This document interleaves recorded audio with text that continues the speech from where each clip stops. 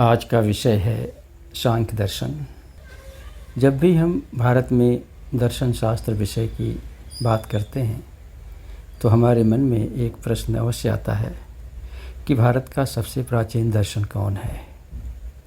भारत के सबसे प्राचीन दर्शन को जानने की जिज्ञासा हम सभी के भीतर उठती है और उत्तर के रूप में आता है कि भारत का सबसे प्राचीन दर्शन सांख्य दर्शन है। हमारे मन में यह भी प्रश्न उठता है कि वेद उपनिषद भी अत्यंत प्राचीन हैं, तो फिर सांख्य दर्शन को हम सबसे प्राचीन दर्शन क्यों मानते हैं। वेदों की ऋचाएँ, उपनिषद के महावाक्य तो अति प्राचीन हैं और कहीं कहीं तो इनका कालखंड भी समझने में असुविधा होती है। तो हम कैसे यह कह सकते हैं कि सांख्य दर्शन सबसे प्राचीन दर्शन है, क्योंकि सृष्टि के संबंध में, आत्मा के संबंध में, ईश्वर के संबंध में वेदों में भी बहुत सी बातें कही गई हैं और वे बातें दार्शनिक रूप से भी कही गई हैं। तो हम इस पर विस्तार से चर्चा करेंगे कि क्यों सांख्य दर्शन को सबसे प्राचीन दर्शन के रूप में मान्यता मिली है। सांख्य दर्शन के प्रणेता महर्षि कपिल हैं। हमारे सनातन धर्म में यह माना जाता है कि भगवान विष्णु के 24 अवतारों में से एक अवतार कपिल मुनि हैं। कपिल मुनि की महत्ता इतनी अधिक है कि भगवान श्री कृष्ण ने गीता में कहा कि मुनियों में मैं कपिल हूँ।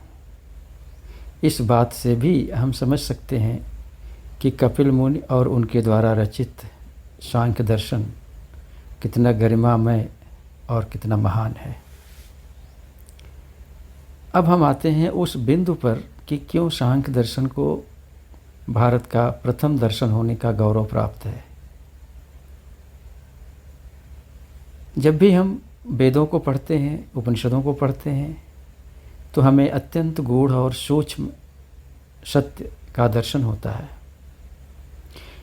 वेदों और उपनिषदों में ऋषियों ने जिस सत्य को प्राप्त किया, उस सत्य को ज्यों का त्यों प्रस्तुत कर दिया। उन्होंने प्राप्त सत्य को तार्किक और बौद्धिक जामा पहनाने का प्रयत्न नहीं किया, क्योंकि जिस कालखंड में वे हैं, मनुष्य बहुत ही सहज और सरल है। सत्य को सहज और सरल रूप से समझने में सुविधा होने के कारण वैदिक ऋषियों ने सत्य को उनके अनुरूप ही प्रकट किया।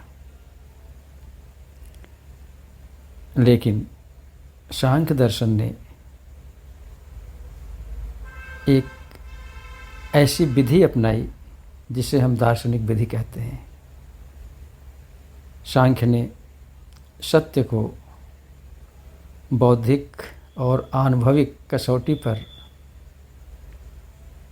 प्रस्तुत करने का प्रयत्न किया।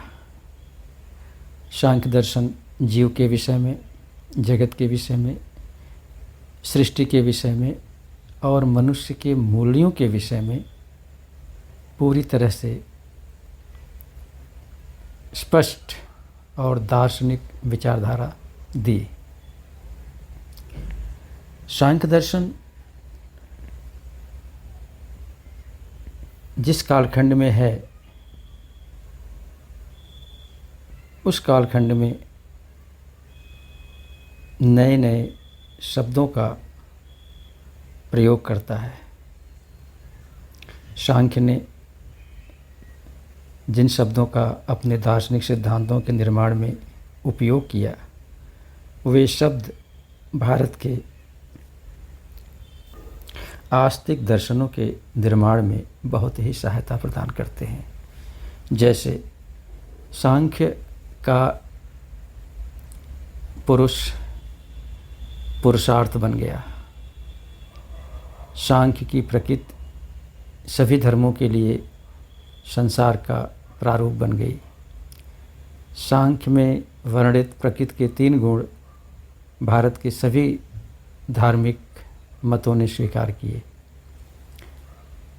रही बात जीवन मूल्यों के विषय में, तो बहुत लंबे समय तक सांख्य दर्शन द्वारा प्रस्तुत जीवन मूल्यों को सभी धर्मों ने स्वीकार किया। यहाँ तक कि बौद्ध और जैन धर्मों ने भी सांख्य द्वारा प्रस्तुत जीवन मूल्य कि आत्मज्ञान ही परम जीवन मूल्य है, आदर के साथ स्वीकार किया। बुद्ध ने भी ज्ञान को जीवन मूल्य माना। ज्ञान से ही दुखों से मुक्ति मिलती है। महावीर स्वामी ने भी ज्ञान को ही जीवन का परम मूल्य स्वीकार किया। वैदिक काल के ऋषियों ने तो ज्ञान को ही परम मूल्य स्वीकार किया। भारत के लगभग सभी दार्शनिक मतों ने ज्ञान को ही जीवन का मूल्य स्वीकार किया। यह जीवन मूल्य सांख्य द्वारा सर्वप्रथम प्रस्तुत किया गया था। इस प्रकार हम देखते हैं कि आस्तिक और नास्तिक दर्शनों ने सांख्य द्वारा प्रस्तुत किया गया जीवन मूल्य अपने धर्म और दर्शन में बड़े आदर के साथ प्रस्तुत करते हैं। सांख्य दर्शन के विषय में जानकारी प्राप्त करने के लिए हमारे पास आज जो ग्रंथ उपलब्ध हैं वह है सांख्य कारिका। सांख्य कारिका ईश्वर कृष्ण द्वारा रचित ग्रंथ है। अब आप यहाँ पूछ सकते हैं कि महर्षि कपिल ने सांख्य दर्शन को प्रस्तुत किया, तो महर्षि कपिल द्वारा भी कुछ ग्रंथ लिखे गए होंगे। तो इसके उत्तर में कहा जा सकता है कि महर्षि कपिल ने 2 पुस्तकें लिखी थी। पहली है तत्व समास, दूसरी है सांख्य सूत्र। लेकिन अत्यंत प्राचीन ग्रंथ आज हमारे बीच में उपलब्ध नहीं है। हमारे बीच में जो ग्रंथ उपलब्ध है प्रामाणिक रूप से वह ग्रंथ ईश्वर कृष्ण द्वारा रचित सांख्य कारिका है। महर्षि कपिल के शिष्य आसुर ने भी ग्रंथ लिखे थे, लेकिन वे ग्रंथ आज हमारे बीच में उपलब्ध नहीं हैं।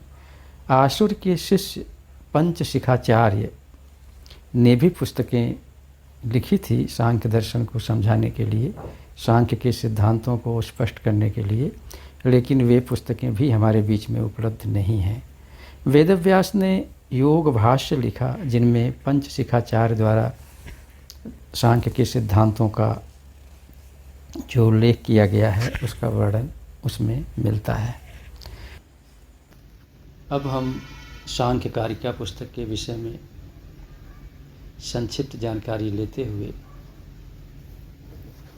योग दर्शन के साथ सांख्य दर्शन के संबंधों को समझने का प्रयास करेंगे। सांख्य कारिका में ईश्वर कृष्ण ने अपने दार्शनिक मत को प्रस्तुत करते हुए ईश्वर का उल्लेख नहीं किया है। ईश्वर संबंधी किसी भी सिद्धांत का वर्णन नहीं मिलता है। इसके पीछे 2 कारण हो सकते हैं। पहला कारण तो यह हो सकता है कि सांख्य कारिका के रचनाकार यह समझते हैं कि ईश्वर को प्रमाणों का विषय नहीं बनाया जा सकता, ईश्वर किसी भी प्रमाण से प्रमाणित नहीं हो सकता। दूसरा कारण यह हो सकता है कि ईश्वर के बिना भी हम जीव जगत और उसके संबंधों की व्याख्या कर सकते हैं। ये दोनों कारण ही हो सकते हैं कि सांख्य को रचने वाले महान दार्शनिकों ने क्यों ईश्वर के सिद्धांत को सांख्य कारिका में नहीं प्रस्तुत किया। इसलिए प्रारंभिक सांख्य को हम निरीश्वरवादी सांख्य भी कहते हैं। अब यहाँ पर एक महत्वपूर्ण बिंदु आपके संज्ञान में होना चाहिए कि सांख्य दर्शन के सैद्धांतिक पक्ष को समझने के बाद जब उसको व्यवहारिक जीवन में उतारने की बात आती है तो सांख्य कहता है कि इस संबंध में योग दर्शन का सहारा लेना चाहिए। योग दर्शन हमारे भारतीय दर्शन में अत्यंत मान्यता प्राप्त दर्शन है।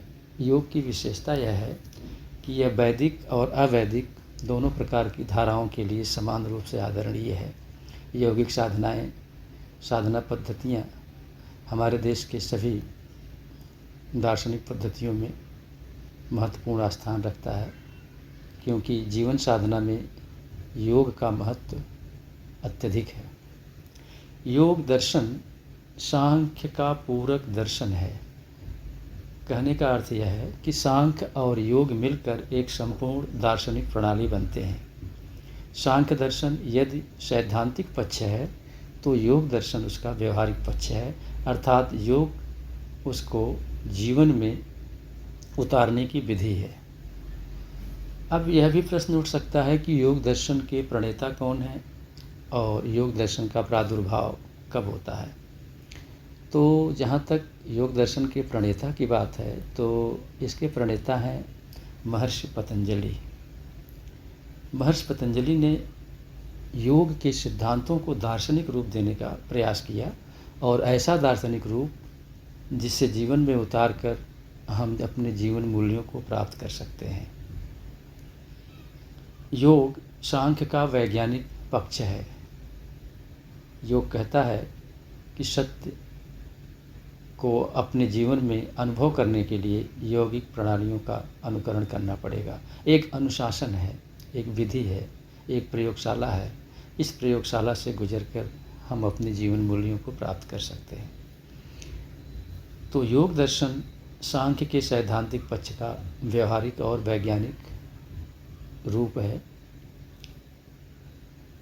भारत में यौगिक क्रियाएं या योग द्वारा जीवन के सत्य को उपलब्ध करने की प्रणाली बहुत प्राचीन काल से है, लेकिन एक दार्शनिक और सैद्धांतिक स्वरूप में प्रस्तुत करने का श्रेय महर्षि पतंजलि को जाता है। महर्षि पतंजलि ने यौगिक सिद्धांतों को, यौगिक विधियों को दार्शनिक रूप दे करके पूर्णतया व्यवस्थित कर दिया। इसलिए हम यह नहीं कह सकते कि योग महर्षि पतंजलि से शुरू होता है। योग महर्षि पतंजलि से पहले अनादि काल से भारत में तत्व प्रेमियों और साधकों के लिए अनुकरणीय रहा है, लेकिन एक दर्शन के रूप में महर्षि पतंजलि ने उसे मानव जाति को उपहार के रूप में दिया। महर्षि पतंजलि जैसा वैज्ञानिक इस पृथ्वी पर शायद ही कोई हुआ हो। इसलिए सांख्य दर्शन और योग दर्शन मिलकर एक संपूर्ण दर्शन का निर्माण करते हैं। योग दर्शन में देखा जाता है कि सांख्य कारिका में जो कमी है उसको भी पूरा करता है। सांख्य कारिका की शिक्षा में ईश्वर के सिद्धांत को नहीं रखा गया है, लेकिन योग दर्शन में ईश्वर को मान्यता मिली है। योग दर्शन में ईश्वर को आदि गुरु के रूप में प्रतिष्ठा प्राप्त है। आदि गुरु अर्थात जो कभी बंधन में नहीं था और न कभी बंधन में होगा, वह साधना रत जीवों को यौगिक सफलता प्राप्त करने में सहायता प्रदान करते हैं। ईश्वर प्राणिधानात्, ईश्वर की शरण, ईश्वर की साधना से ईश्वर उन्हें आत्म साक्षात्कार कराकर इस संसार से मुक्ति प्राप्त करने में सहायता प्रदान करते हैं। इसलिए योग दर्शन ने सांख्य दर्शन की उस कमी को भी पूरा कर दिया जिसके कारण सांख्य दर्शन अधूरा था। तो योग दर्शन को सेश्वर सांख्य भी कहा जाता है। प्राचीन सांख्य दर्शन को निरीश्वरवादी सांख्य दर्शन तथा योग दर्शन को सेश्वर सांख्य कहा जाता है। यह दोनों दर्शन मिलकर के एक संपूर्ण दर्शन का निर्माण करते हैं। महर्षि पतंजल अपने दर्शन योग दर्शन में ईश्वर को पुरुष विशेष और आदि गुरु के रूप में मान्यता प्रदान करते हैं। ईश्वर पुरुष विशेष इस अर्थ में है कि वह अन्य पुरुषों से भिन्न है। अन्य पुरुष जहाँ बंधन में पड़ते हैं और मुक्त होते हैं, ईश्वर कभी बंधन में नहीं पड़ते, इसलिए वह सदैव मुक्त हैं। आत्मज्ञान के लिए प्रयत्नशील जीवों को सहायता प्रदान कर वह उनके लक्ष्य आत्म साक्षात्कार के प्राप्ति में सहयोग करते हैं। सांख्य दर्शन के अध्ययन श्रृंखला के अगले भाग में हम सांख्य दर्शन के अन्य सिद्धांतों का वर्णन करेंगे तथा उनकी समीक्षा करेंगे। धन्यवाद।